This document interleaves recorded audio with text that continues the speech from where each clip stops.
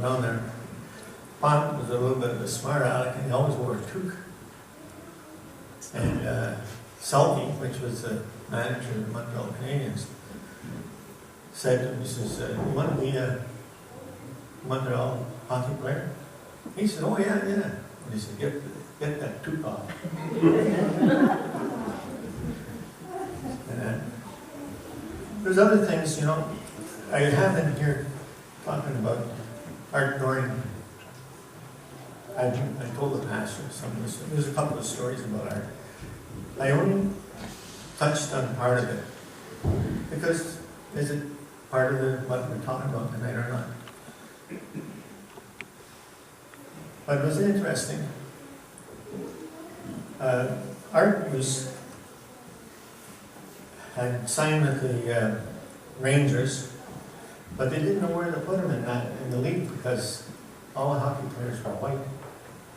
Anyway, they decided that they would send him down to Atlantic City because Atlantic City team was sponsored by the city of Atlantic City and the state of New Jersey as a piece of advertisement up and down the East Coast. So Art joined us, and Herbie, our coach, had told us that we were to surround him all the time and protect him. And we had a team that was the best team I've ever on because we always won. We won every game. But my story goes to Johnstown, and we played a game at Johnstown, and it was laid over, and we're going to play Sunday afternoon. So the coach had us all come together at one time, and we went across the street to a restaurant, and we had our breakfast. I was sitting at the same seat, and Art sitting across here, and Kirk, and late Roy. Waitress come along, same thing. Bacon and eggs, sits on the table. Where's Art's food? She says, you can't serve him because the guy's sitting at the end of the bar would really object. So Herbie said, the coach says, okay guys, up we get. 16 of us. Up we got, walked out the door. And I can still see Herbie. He walked up to the guy that was hanging like this. He looked around and he says, you're going to pay for it all, aren't you?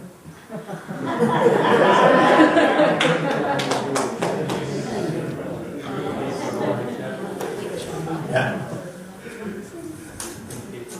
Well, another story, but maybe you're getting tired of me.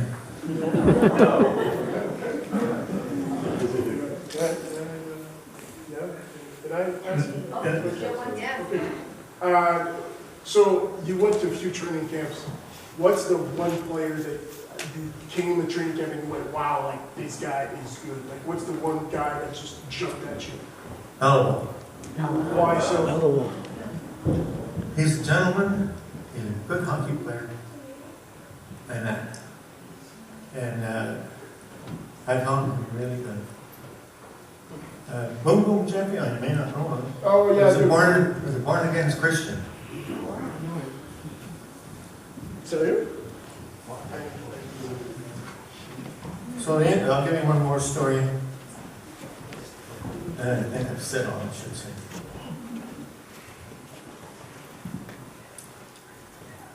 In Atlantic City, they had convention. In a convention hall, and we were stuck out on the road for the month of February. We went into this. What we'd do is we'd play like in Johnstown, and then we'd go farther west and play in another one, an exhibition game. So we went in and played the exhibition. We were playing the game, and the game didn't mean anything to us. The guys who didn't play out, on the road and whatnot. So they were playing that way. So we're losing by a couple of goals going into the third period, and the coach came in and he says, look, guys, I'll put a case of beer on the table. You tie or win the game. So we tied the game. Went back to the hotel. bar, that one guy down there, and he put the case up on the counter, opened it up, and he said, okay guys, you know, and everybody reaches in. Art reaches in, he just put it down. Everything goes quiet. Herbie says, you're not going to serve him? Well, he says, I'll serve him in the room back there. Herbie says, we don't do that. He said, if you don't serve Art, we're out of here. The guy wouldn't serve him, so the guy stood off. And one of the worst parts with a hockey player is he sweats a lot. And after a game, he usually heads for a few beers. But after this mess, we wound up with some of the players drinking hard stuff. So you know what happened. They come back, and the room that I was in had 4 beds. So everybody sort of joined in there, and having a heck of a good time, hooting and hollering. The phone rings, you mind quieting down? You take the phone off the wall.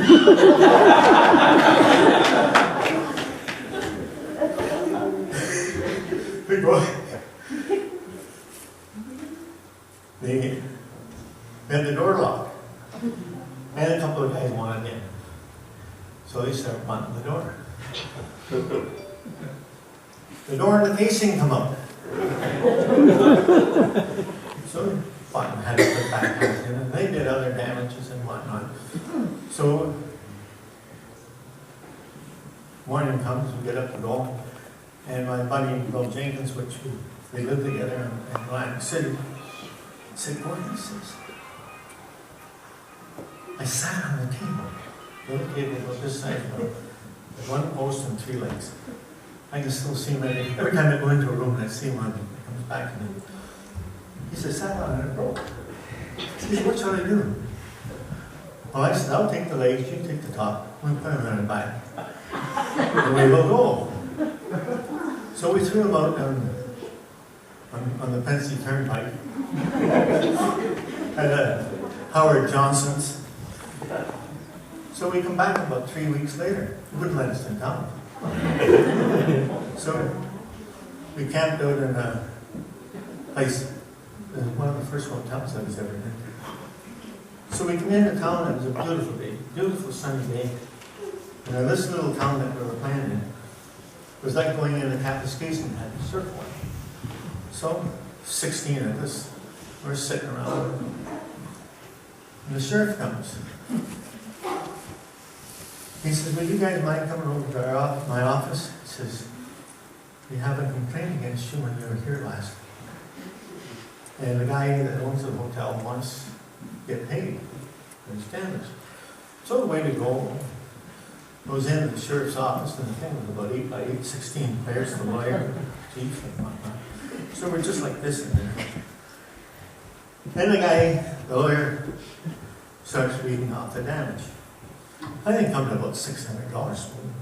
Multiply that by 20 to give you an idea. So he's rhyming off everything and whatnot. And Herbie says, "Is that all?" The guy says, "Yeah, that's all." Chicken's gonna be evidence. He said, "We didn't get the table."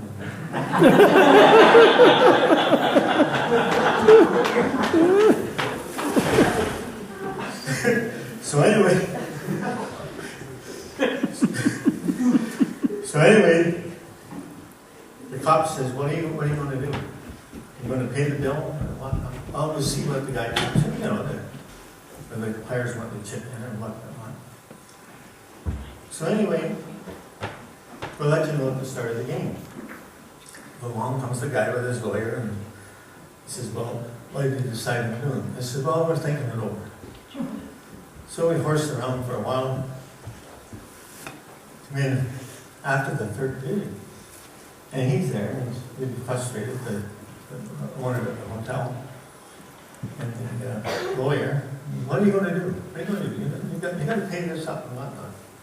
Well, we had decided that we'd pay $2 each, $32. And he said to the guy, Herbie said to the guy, "Here's the money here, it's $32 for damage done." Well, I got roaring away and whatnot. Just- He said, "You want to take on the city of Atlantic City?" And the state of New Jersey, you go right to it. He whispers to the lawyer whispers to him. He says, I think you better take it and run. So that's my story.